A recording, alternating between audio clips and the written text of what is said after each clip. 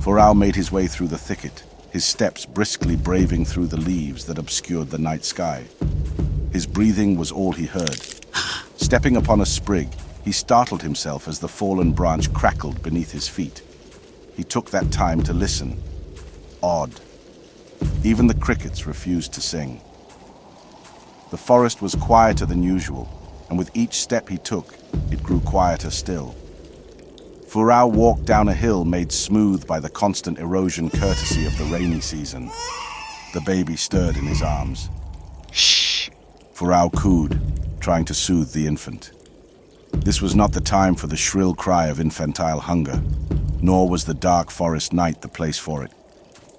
I must hurry, Furao thought as he quickened his pace. His instructions were clear. He was to place the baby under the flame of the forest tree at exactly 1:15 a.m. For what purpose, he didn't know, nor did he care. As a member of the Dissident movement, he was expected to carry out his tasks as instructed, no questions asked. Furao was a warrior who had been trained to fight the Queen's battles. As glorious as it sounded, he was no more than fodder, whose fate, as with the fate of those born on sacrificial land, was tied to some senseless ritual, or some inconsequential battle where many would fall for the Queen to rise. He joined the dissident movement to change his fate and the fate of all who lived on sacrificial soil. The royalists branded them as treasonous. Nonsense. If a man should fall, better to fall for many than to fall for one. This saying was whispered in the ears of dissidents and their supporters, whispered softly, for the royalists had sharp ears and even sharper blades. What is so special about this baby? Furao was tempted to look at the child, but he didn't. His instructions were clear. He was not to gaze upon the baby or ask its name.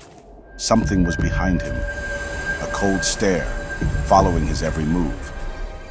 Was this a test? Another loyalty test? Or something else? Clenching his teeth against the night chill, Furao hastened his steps.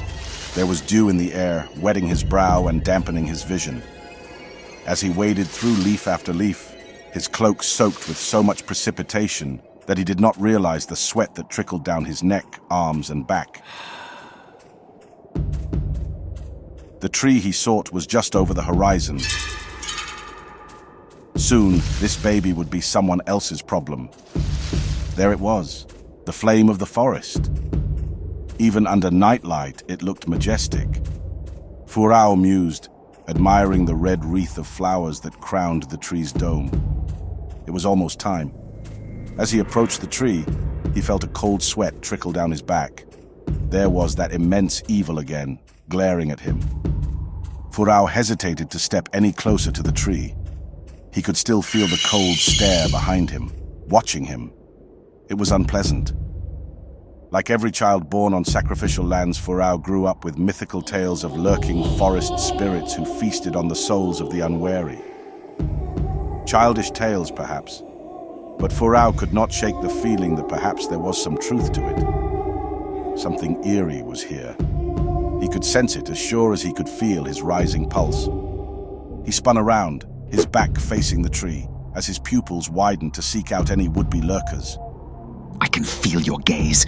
Who are you, and what do you want? The silence was not the answer he wanted, but it was what was given to him. He tapped his blade, whose sheath rested between the skin of his belt and his pants. He gripped the hilt, moist from the dew that fell on the green faces of the forest. Still, the nothing stared at him, and the nothing did not stir. Perhaps because it was nothing. Or perhaps the nothing called his bluff. There was no way he could defend himself effectively with a baby in his arms. His instructions were clear. Place the baby under the tree at exactly 01:15 a.m. and leave. This was 1:14 a.m. Was he to abandon the baby to this cold glare of evil? His creed put his mission above all else. To cause of the common, up with the people. Up until now, Furao had never doubted the cause. But abandoning babies under trees, how was that meant to help the common folk? His watch rang out. It was 01:15 a.m. The sonorous ringtone cracked the night chill, startling everything, including the baby, its shrill cry for assurance permeating through the bushes. With his back facing the tree, Furao stepped back cautiously until he could feel the tree behind him. In front of him, though, the nothing witnessed his every move under its sinister gaze. Furao turned his back to the gaze to complete his mission. Ignoring its cries, Furao placed the baby securely on what he felt was the cleanest part of the base of the tree. No sooner had he done that, did he unsheath his blade. Something stirred behind him. He swiveled, ready to draw blood from any perceived enemies. And yet there was nothing, save for the cries from the infant whose fate was to be decided by the mercy of the unknown.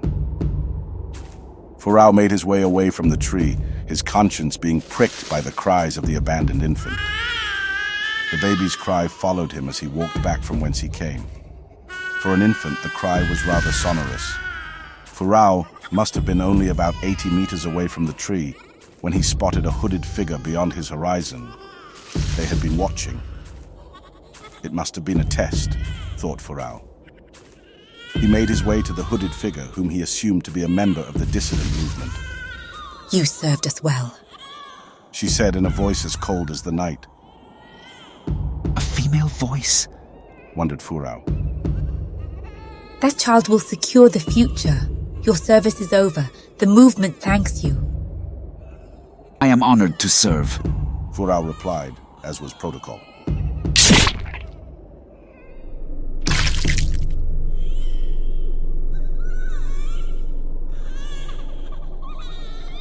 His heart burst open as her knife deftly cut through the soft skin covering his ribcage and into his heart. Furao was a skilled fighter, but her movements were so quick that all he could do was die. He fell down, unceremoniously, his gushing blood reddening the green faces of the night. Did I fall for many, or for one? He wondered as the shadow of the woman darkened before him. Soon it did not matter. Falling for royalists, or for dissidents, falling for the rise of queens or commoners. Did his fall matter? A trifling fall for freedom? Or was this the fate of all dissidents? A freedom beyond the fall? As his senses left him, he grappled for some semblance of understanding.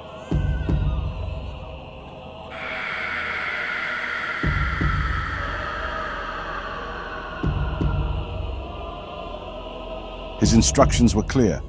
He was to tell no one.